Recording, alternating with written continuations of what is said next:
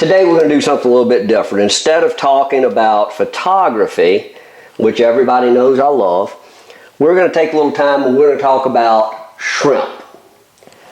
I love to cook and I love to find easy ways to prepare food that don't take a lot of time and taste delicious. And this shrimp recipe I've got, I just sort of came up with it messing around, and it's really turned out to be one of my favorite ways to cook it. So I'm going to finish peeling these shrimp, and then we'll move on to the next step, and I'll give you a step-by-step on exactly what I do and how I come up with the with the total meal.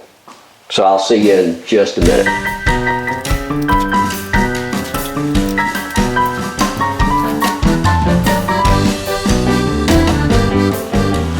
Okay guys, I'm back. I have peeled the shrimp.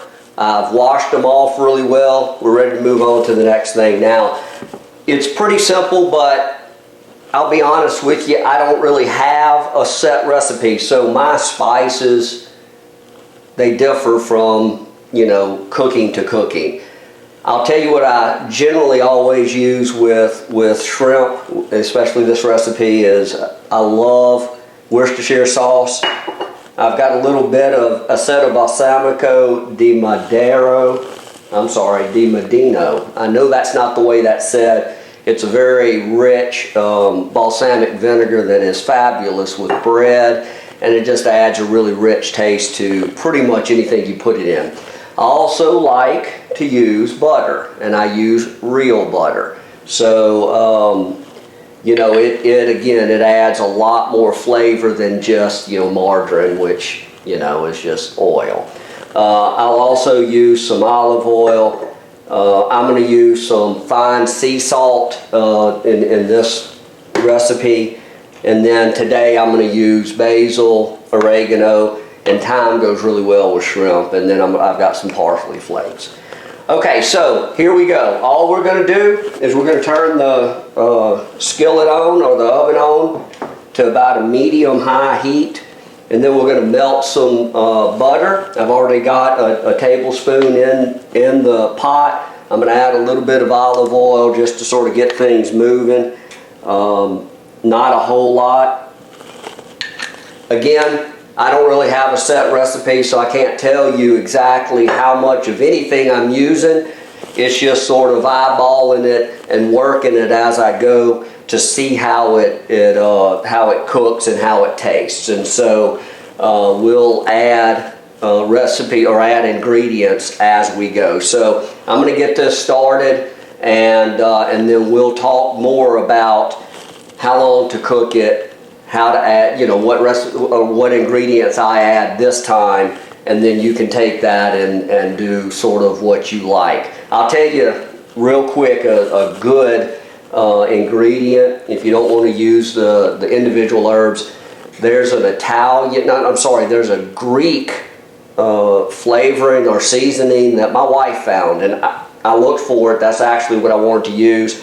Unfortunately, we're out of it because we used it so much. It goes really, really well with this. So if you find some Greek seasoning in Walmart or Winn-Dixie or wherever you shop, pick you some up because it goes really great. So okay, I'm going to heat this up. I'm going to get everything started melding together, and then I'll be right back. While my butter is melting down and getting ready for the shrimp, I just thought I'd share just one little tip that I do so that I can sort of measure out a little more accurately how much butter I'm using. I'll stick it in a dish, take the wrapper off, but I'll keep that wrapper connected just long enough to mark each tablespoon marking on the actual butter. Then I can get rid of the paper and come back and know whether I'm adding 1 or 2 or 3 tablespoons, however much I need. So I don't know if you can see that, but I've just made knife marks to help me be a little more accurate when I add butter. Okay, while this butter heats up a little bit, I'm going to go ahead and start putting some seasoning in. I mix it before I actually put it into the pot. I'm gonna put a little bit of this sea salt. Again, I like sea salt, and I'm using the fine, the fine salt this time instead of the coarse, although the coarse is good for other things. Put a little bit of Worcestershire sauce. Again, I like it, so I generally use a good bit of it. Butter behind me is getting happy. I'm gonna save that for later. I'm gonna put some basil. Again, use as much as you want. If you like a particular seasoning, then use it up. That's a little bit of oregano. Put a little bit of parsley. Parsley sort of evens things out. And then I'm going to use some thyme. I'm a pretty big fan of thyme, especially with seafood. Use a little bit of that. And again, you see that I don't really, measure accurately or measure at all. Sort of get that from my wife. She's a master of just taking stuff and just throwing it together. Then I just sort of eyeball it and figure out if I look like I might want something else. If it's got enough, I'm going to add a little bit of pepper to it. I'm going to use some fresh ground.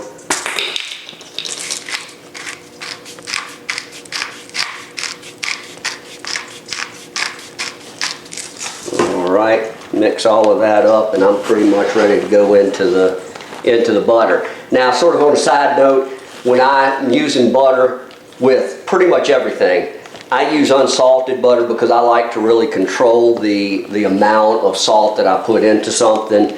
My wife likes things very, very salty. I can do without it, and so I figure she can always add salt. But using unsalted butter just allows you to be, again, control how much salt and really control that flavor. Now all I'm going to do is I'm just going to put it into the butter. I'm sure you can hear it sizzling, and at that point it's just a matter of cooking the shrimp until it's done. You might want to add some butter. I may not have enough in here right now. I went ahead, by the way, and added an extra tablespoon since the last time we talked. I'm going to go ahead and add a third one. And it's probably a lot of butter for some people, but it's going to really make this dish come together. Maybe add a little bit of olive oil, but not too much, just enough to heat things up for that butter. And then at this point, I've turned it down to about I don't know, it's 3 or 4 on my stove, but a little bit of a low heat. Just to let it cook a little bit slower, because shrimp are going to get done pretty quickly.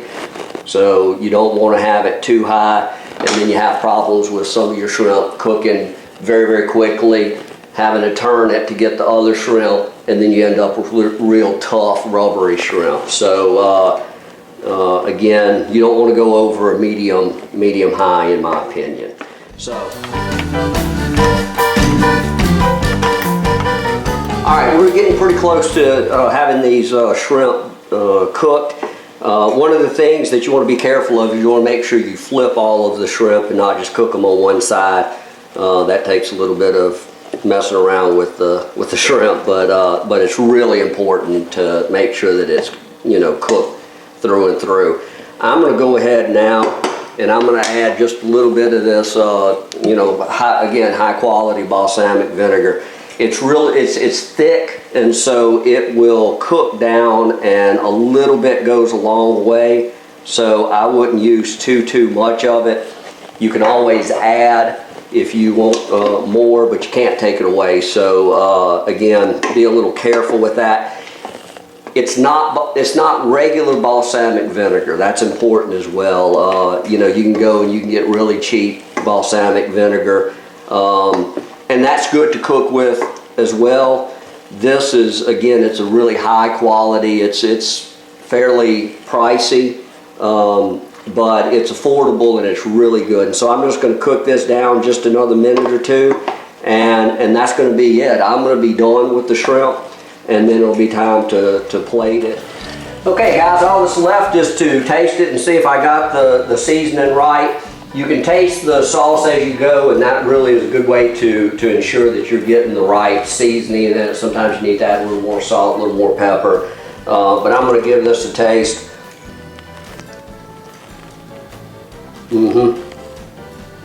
My wife would definitely say it needs more salt. I'm not a big fan of too much salt. It's just perfect. It's really, other than the butter, it's a pretty light meal. It's good for you. So, you know, adjust the amount of butter that you use according to your taste. But the butter really is one of the keys to making this dish come together and taste so good.